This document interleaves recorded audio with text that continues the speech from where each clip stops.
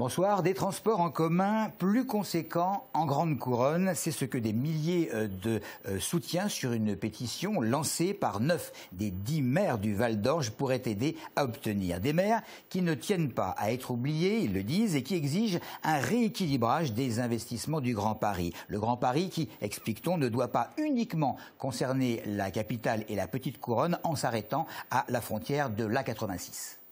Pourquoi sur 32 milliards d'euros prévus pour le projet du Grand Paris, il n'y a seulement que 2,2 milliards pour la rénovation du RER B et D. Une fois de plus, c'est encore centré autour de la petite couronne et de Paris, alors qu'il y a une grande partie des déplacements qui s'effectuent interbanlieues. Alors c'était bon la cantine? Eh bien pas toujours. En tout cas, si l'on en croit le comportement de nos bambins, chaque année, les cantines des collèges essonniens gaspilleraient plus de 800 tonnes, c'est suffisant, de nourriture. Et pour y remédier, le Conseil général a décidé de lancer plusieurs actions dans les 5 années à venir, dont le compostage systématique des déchets alimentaires. Dans le département, cette initiative, elle existait déjà, comme à Morangis, où la commune présentait aujourd'hui même des composteurs mis en place depuis maintenant 2 ans. À quoi ça sert? Explication de Maxime Lemaine. Jusqu'en 2010, les cantines des écoles primaires Herriot et Moreau de Morangis jetaient chaque année environ 20 tonnes de déchets d'origine alimentaire. Mais ça, c'était avant. Désormais, que ce soit des épluchures de pommes de terre ou des choux de Bruxelles délaissés au coin de l'assiette par les enfants, tout est recyclé dans ces composteurs mécaniques. Donc on met les préparations restes de repas dans le composteur, donc on met à peu près environ 10 litres, auquel on rajoute de la matière sèche. Donc nous, ce qu'on rajoute, c'est des granulés bois. Et après ça se composte pendant 6 semaines. Une fois que le compost est obtenu, comme il est très très chaud puisqu'il est hors sol, on laisse un petit peu maturer dans des composteurs normaux, enfin domestiques qu'on a comme à la maison. Et alors tout ça, à quoi ça sert ? Bon, après, c'est pour faire des pots de fleurs, comme dans l'école, mettre des fleurs partout un peu. Pour l'instant, les enfants ne sont pas mis à contribution, mais un projet de jardin pédagogique devrait bientôt voir le jour. Et si vous aussi vous souhaitez avoir un engrais bio fait maison, sachez que la commune met à disposition des particuliers des composteurs domestiques.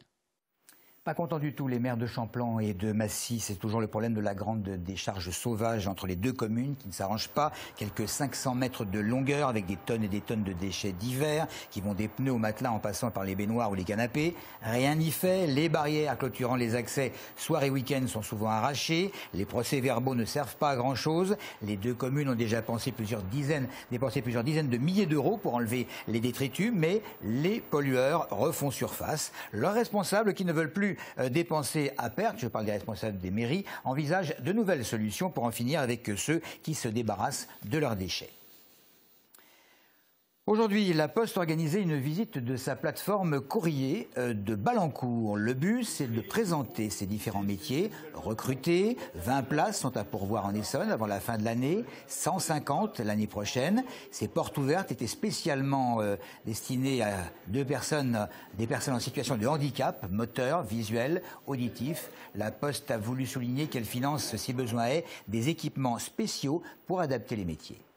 Par exemple, quelque chose d'assez simple, parce que nous avons justement aujourd'hui ici une jeune femme qui est malentendante et qui est pilote machine, c'est-à-dire qu'elle travaille sur une machine de tri automatique et cette machine a été équipée en fait d'un doublement des alarmes sonores et visuelles pour qu'elle puisse justement prendre connaissance d'un dysfonctionnement sur sa machine sans passer par le son. Donc ces dysfonctionnements sont pour elle mis en place de façon visuelle. De la même façon, tout ce qui est alarme incendie, tout ce qui est information sur sa sécurité et se fait en fait en visuel et non pas seulement en oral. Un coup de projecteur à présent sur les moulins de Corbeil, dont la tour est classée au monument historique depuis 1987. Ce sont les plus grands de France. Cette usine, elle est située aux abords de la Seine, à Corbeil-Essonnes. Elle est toujours en activité. Elle a été rachetée en 1994 par le groupe Soufflet. 1300 tonnes de blé y sont broyées quotidiennement. Un zoom sur cette usine unique dans le département accompagné d'Audrey Coll. Depuis le XIIe siècle, la tour des Grands Moulins de Corbeil surplombe la Seine. L'activité de l'entreprise n'a pas changé, les moyens se sont juste modernisés. Les blés arrivent par camion sur le site et ne sont déversés qu'après avoir passé un test de qualité. Mais avant que la céréale ne devienne farine, elle doit subir de nombreux changements. La première partie, c'est de séparer l'écorce de l'amande, que l'on appelle le broyage. Donc cette opération se fait en 5 fois successivement. Et ensuite, la seconde grande opération, c'est de réduire les particules d'amande en farine dont le diamètre est très petit. Le processus ne prend qu'1 heure pour une taille de 70 microns environ. Ici, c'est 25 variétés de blé qui arrivent et qui sont mélangées selon les besoins.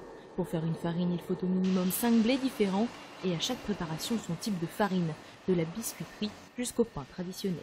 Ici, vous êtes dans le plus grand moulin de France qui a la particularité de desservir l'intégralité des marchés de la farine, depuis la boulangerie artisanale que nous portons avec notre marque Baguépi, et puis les boulangers artisans, les boulangers industriels, l'export de farine, et puis la grande distribution. Mais les moulins de Corbeil, c'est aussi le siège du groupe Soufflet, un grand laboratoire de tests et un fournil d'essais avec des boulangers démonstrateurs. Ces grands bâtiments ne sont pas qu'historiques, il règne à l'intérieur une grosse industrie de la farine.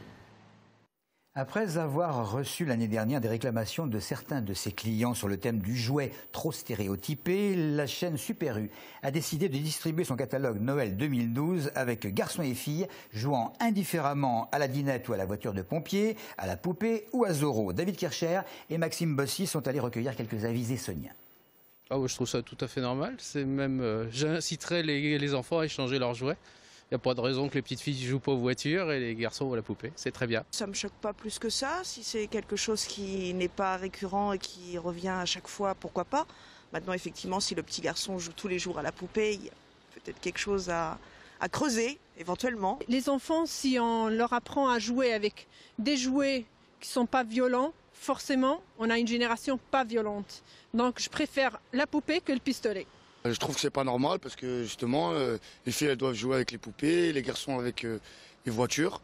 Et là ils nous transforment tout ça pour pouvoir rendre les enfants féminés et les filles garçons manqués, les hommes à leur place, les femmes à leur place et qu'il ne faut pas mélanger comme veulent faire les mariages gays et toutes les polémiques dessus. S'il aime ça, il aime ça. Mais pour des loisirs, moi je vois il faut changer un peu les cadences, un peu des sports, un peu des dessins animés, un peu des télévisions, un peu de la musique, un peu de tout. L'arrivée du Père Noël à présent pour poursuivre dans la même actualité. Le vieux monsieur, il est arrivé cet après-midi à Évry 2. Cette année, il a choisi d'être tiré par des chiens husky, moins encombrants que des rennes. Et une boîte aux lettres se trouve même à proximité pour récolter les listes de jouets réclamés par les enfants. Aurélia Horner a tenu à être l'une des premières à pouvoir saluer le Père Noël et Sono Lapon. Je viens voir les petits-enfants d'Évry qui sont adorables. D'année en année, je les trouve de plus en plus gentils, de plus en plus nombreux. Et l'accueil est formidable ici, très chaleureux, très coloré et tout ce que l'on veut. Et ils sont très très agréables cette année les gens, mieux que de l'année précédente. Voilà, en bref, le premier conseil cantonal à Brunois ce soir, c'est une première. Il s'agit pour les responsables de l'Assemblée départementale d'inciter les habitants à s'impliquer davantage dans la vie démocratique locale. Le mois dernier, la maire de Viry-Châtillon demandait au préfet un commissariat de plein exercice dans sa ville. Simone Mathieu a obtenu satisfaction, la préfecture a donné son accord. Et puis, les dirigeants qataris du PSG peuvent être intéressés par le futur grand stade de 82 000 places qui doit accueillir dès 2017 le 15 de France. Manuel Valls aurait même été consulté. À suivre. Voilà, c'est tout pour l'info. Merci de votre fidélité.